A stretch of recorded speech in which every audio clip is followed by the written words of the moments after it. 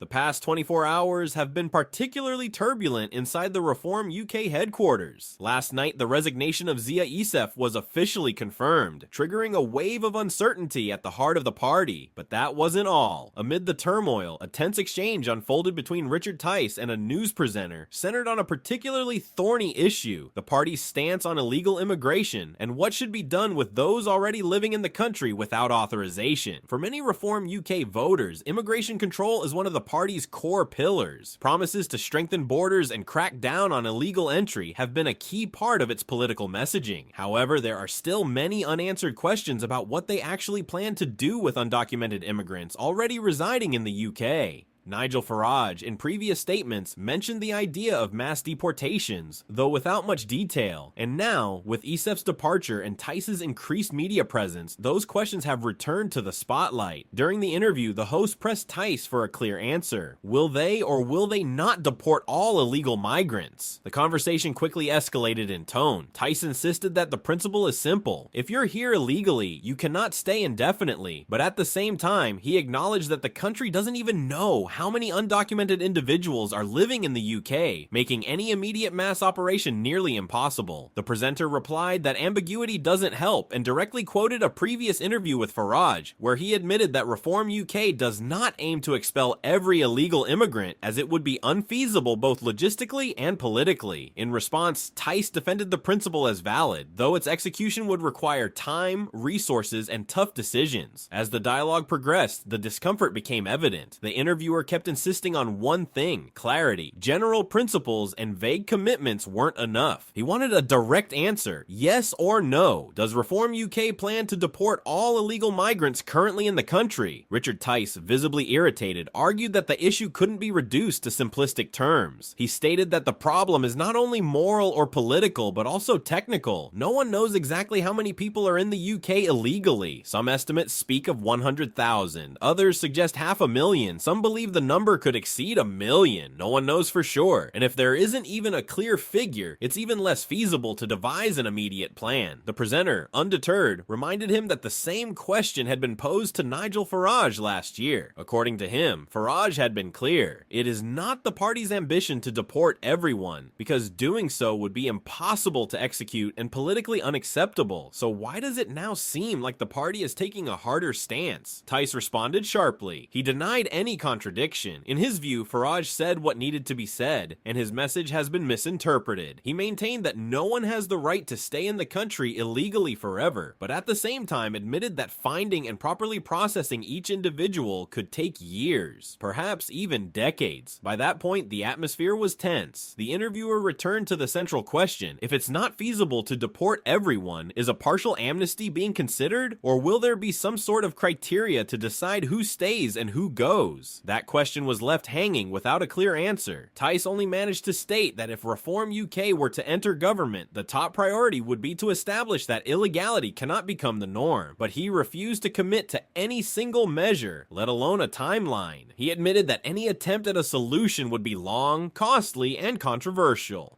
The discussion was no longer just about figures or hypothetical plans. It had become an open battle over the public narrative. The interviewer, skilled and persistent, insisted that voters have a right to know, before casting their ballots, what the party's real stance is on such a sensitive issue. He argued that ambiguity is unacceptable when dealing with policies that directly affect millions of lives and define the moral character of a government. Richard Tice, increasingly on the defensive, tried to steer the conversation back toward pragmatism. It's not about whether we want to deport people, but whether it's actually viable. He stressed, in his view, launching a nationwide operation to track down, identify, and deport illegal immigrants would not only require enormous resources, but would also spark legal battles, social unrest, and international pressure. And he wasn't willing to make promises that couldn't be fulfilled. The journalist pressed on, asking a sharper question: what about families with children born here? Will they be removed too? Will you break up homes? What kind of policy policy is that? Tice kept a serious expression. He stated that decisions must be based on law, not emotion. If someone has violated immigration law, he said, they must face the consequences. But he also acknowledged that some cases are more complex, such as minors who have grown up in the UK and know no other life. In those situations, he admitted that exceptions would likely be made, but he stopped short of promising any general amnesty. The interview began to take on a different tone. It was no longer just a technical debate over enforcement. It had become a clash between two visions of the country. On one side, a position focused on strict territorial control and legal rigidity. On the other, an appeal to human nuance, coexistence, and social realism. The interviewer argued that a serious immigration policy can't be built on tough slogans alone, but must be grounded in clear structures, transparent mechanisms, and above all, honesty with voters. You can't say you want border security while also admitting you have no idea how many people are here without papers, he said bluntly. Tice, while maintaining his composure, showed some frustration. That's exactly what we're exposing. Previous governments allowed this chaos. Reform UK wants to reverse that, but we're not going to indulge in fantasies. We won't promise what can't be delivered. Yes, we want order, but we also want seriousness. It was clear he was trying to strike an almost impossible balance, to sound firm without sounding inhumane, to appear determined without seeming delusional, but the interviewer wasn't letting go. He pressed again on the ambiguity.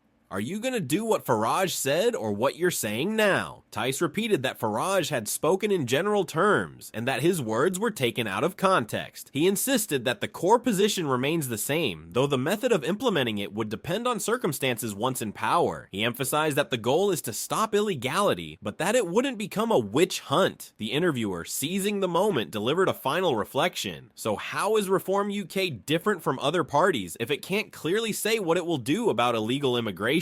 Tice took a deep breath. He said the difference isn't about having magical answers, but about having a real will to confront the problem without sweeping it under the rug. He promised that, unlike past governments, Reform UK won't look the other way or normalize the abnormal. Even if the path isn't fully defined yet, he said, the commitment is absolute to restore control over immigration laws. The interviewer nodded without hiding his skepticism. He knew many viewers were likely thinking the same thing. Is this true resolve, or just more rhetoric? As the debate seemed to cool off momentarily, the interviewer threw out one last question that reignited the discussion. If you don't have data, if there's no clear figure, if there's no concrete plan, aren't you just selling smoke to the voters? The question hit hard. Tice, stiffening his stance, responded that the truly irresponsible thing would be to continue tolerating a completely overwhelmed immigration system, as, according to him, traditional parties have done for decades. We're not promising magic. We're acknowledging a problem that no one has dared to face head on, he asserted. The clash between political rhetoric and operational reality exposed an uncomfortable truth. Reform UK is facing one of the most complex dilemmas of modern Britain. On one hand, there is pressure from a voter base demanding swift and forceful action. On the other, legal, logistical, and human limitations make it impossible to enforce absolute measures without triggering unpredictable consequences. What this interview revealed wasn't so much a strategy, but a tension between what is promised and what can actually be delivered. While Richard Tice tried to maintain a firm stance, the reality is that each question exposed the absence of a clear roadmap. In politics, intentions matter, but clarity matters more. And now, the decision lies in the hands of the public. Is this what voters want? A party that promises toughness without explaining how? Or is this the time to demand answers deeper than slogans? Let us know your thoughts in the comments, and if you're interested in continuing to explore these topics through direct, unfiltered analysis, give the video a like, subscribe, and hit the bell so you don't miss what's coming next. See you in the next analysis.